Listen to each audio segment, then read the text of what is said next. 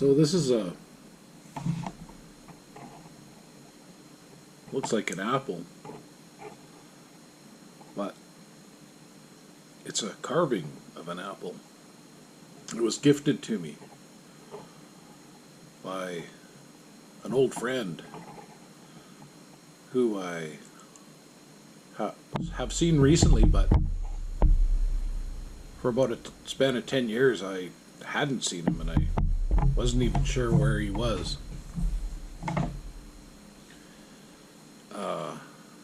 Well, I'd heard he moved to the island, but I didn't have an address or... anyways, after all that time, we were reacquainted, and he gifted me this. He likes to carve in his workshop, and this is the product of his labor. It's yew wood, which is, I think, one of the hardest hardwoods possibly in the world. I think ironwood might be possibly harder, but this wood is so hard that you can make mallets out of it. And apparently the wood was even formed into bearings for heavy equipment, which is pretty remarkable. And the stem is, well, I wish I could remember. I should have wrote down what kind of wood it is. And the leaf is another kind of wood that, well, I'd never even heard of it. I'm going to have to look it up. But he did an amazing job.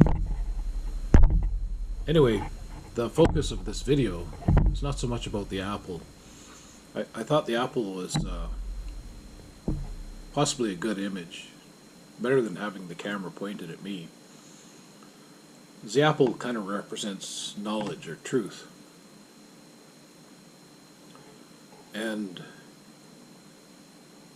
I don't think that many other things in this life have more importance than knowledge and truth.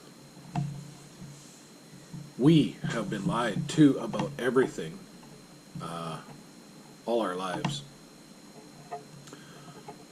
And when I was a kid, I had a pretty horrific experience in Burnaby General Hospital while recovering from my third surgery.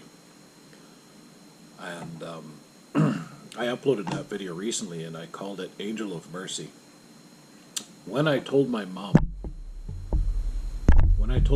about what I had seen, I only told her about how I witnessed a woman dressed as a nurse who put a pillow over a little girl's face and smothered her to death. And I knew that it was a pillow because she actually tried to do that to me first. And I lost consciousness. I may have even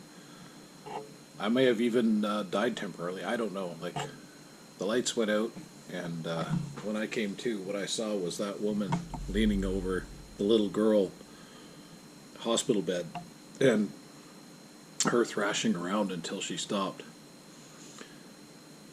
I was terrified by this, and I told my mom about it when she came to pick me up from the hospital, and my mom didn't believe me. And you can bet that that set up some serious future issues in my relationship with my family.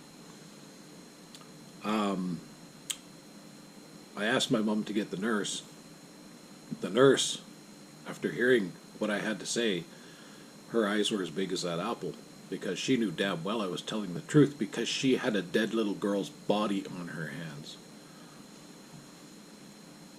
Now, I started seeing Bigfoot when I was a kid, starting about age 9. I didn't know what they were. And I sure as hell didn't tell anybody. especially in my family, because I knew they wouldn't believe me. And I wasn't the most cherished member of the family. And I knew damn well that they would take me to the doctor and get me a bunch of drugs, maybe even have me institutionalized. Who knows? So I just I suppressed those memories, including the one about witnessing the Angel of Mercy attempt on my own life and the murder I witnessed at the age of 5 in Burnaby General Hospital in 1967. I suppressed all those memories. It was a survival technique. And I don't doubt for a second that it actually did save my life. Because the consequence of being truthful about my experiences would have dramatically changed my life for the worse. I have no doubt of this. As I went along through my life, I had more and more experiences with these things. Oddly, I started using and abusing drugs at an early age, and alcohol at age 12 till about age 23. So that's 11 years. During those times, I had no memories that I can recall. I remain on a lifelong quest to acknowledge all of my suppressed memories. And I have witnessed some pretty horrific and also some pretty unusual things in my life. I have had one ghostly encounter, 3 UFO encounters. One of those UFO encounters included Bigfoot, and that was a lost time incident as well. People don't want to believe this stuff, but I know it. Now, it is possible that these kind of memories are screen memories, because they do totally manipulate your memory, and they can insert memories. So, to the best of my knowledge, these things are as I describe them, and if they're not, this is the only reason why they would not be true, is because I have been deceived on a level that is hard to comprehend. I decided to be honest with my family about my experiences. And I know it's driven a wedge between myself and my family members. So this message is for my family as well as anyone.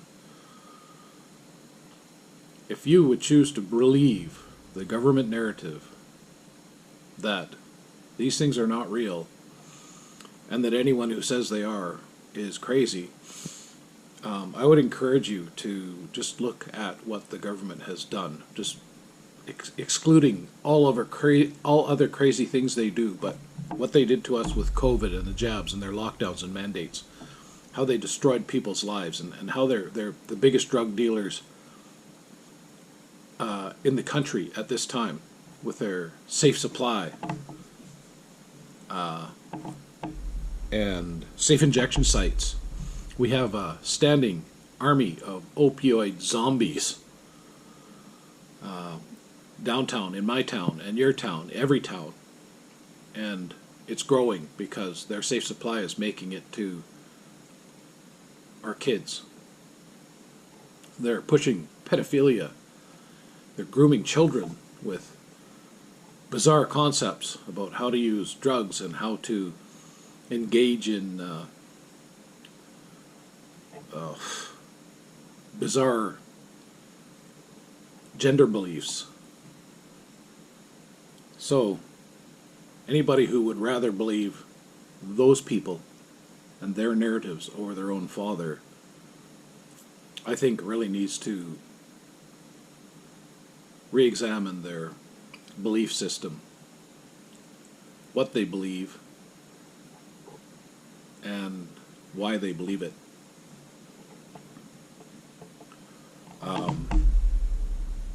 I understand how hard it is to accept the reality of this subject,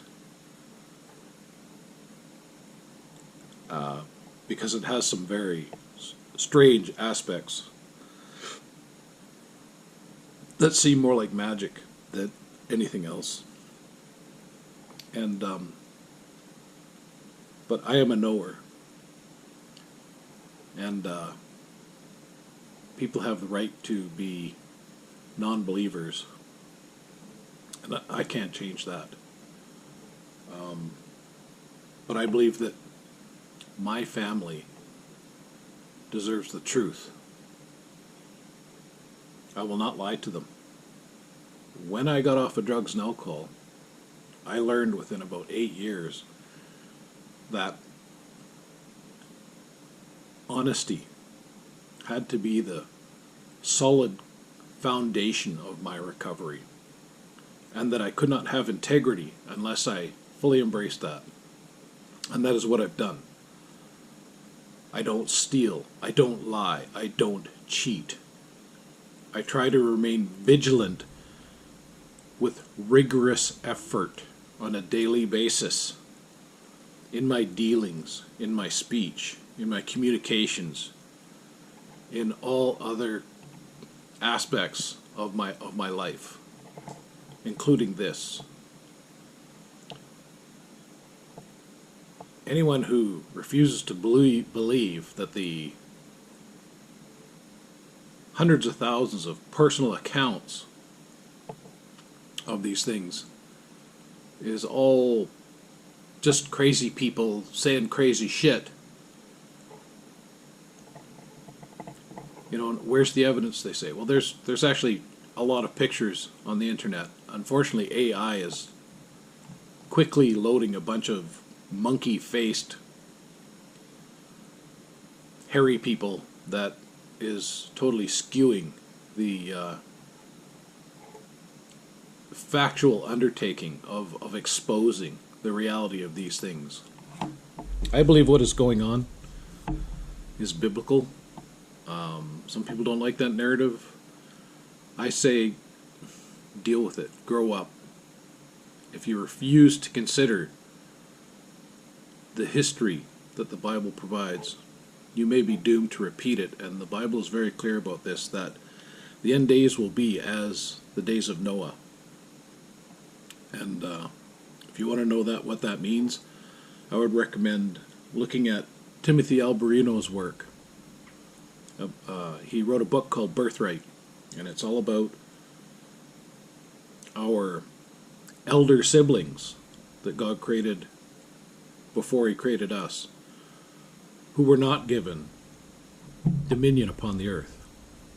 They were given a job to watch over us, and I think that's what Sasquatch are. 200 of them defected against God and took human women as wives, and those are the Nephilim. But I believe that the majority of these people who were put here to watch us, to watch over us, I believe that is who these Bigfoot people are. There's good ones, there's bad ones, and there's many different kinds. To date, I have seen 6 different types. The Patterson-Gimlin Paddy type. I've seen the Cro-Magnon type, which may just be a young, not quite grown into his hair Paddy type. I've seen one that is called Blemyes. I've seen Bear Man. I've seen Dog Man. I've seen a variety of these that is so incredibly physically robust that it makes the Hulk look like a skinny little schoolgirl by comparison. I don't know if that's a different species or just a variation of the same. And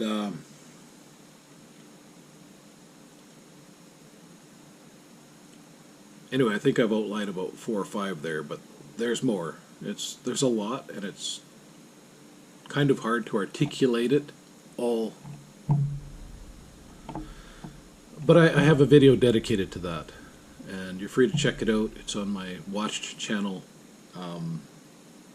If you are not a believer, all I can ask is that you try to keep an open mind.